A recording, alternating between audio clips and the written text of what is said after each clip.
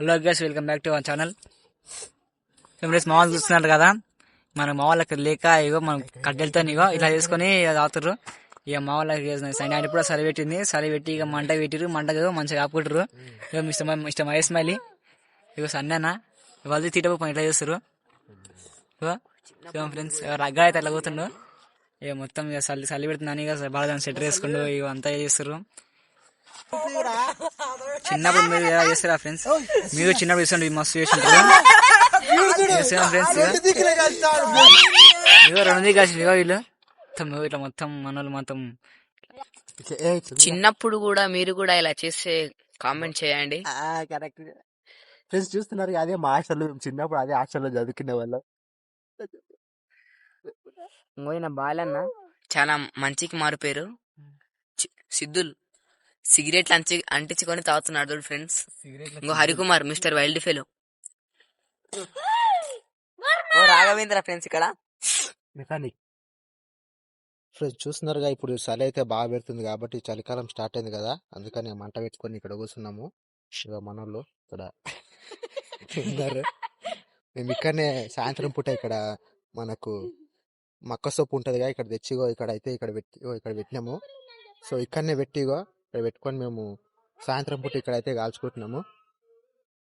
So ఇక్కడనేమో మాది కుక్క అయితే పిల్లలు తీసింది ఆడ, అందులో వండింది. జూమ్ చేస్తా చూడండి, అది చిన్న కుక్క పిల్ల. చూస్తున్నారు కదా, చుట్టూ లైటింగ్ అయితే ఎట్లుందో చూసుకోవచ్చు మీరు. మీకు తెలిసిందే ఊర్లో ఎట్లుంటుందో, అదే సిటీలో అయితే మొత్తం అంత లొల్లొల్లు ఉంటుంది, ఊర్లో అయితే మొత్తం ప్రశాంతంగా అయితే ఉంటుంది. చూసుకోవచ్చు మీరు. అక్కడ చూస్తుందిగా, అక్కడ ఒక లైట్ కనిపిస్తుందిగా, అదేంటి అనుకున్నారు? Version machine.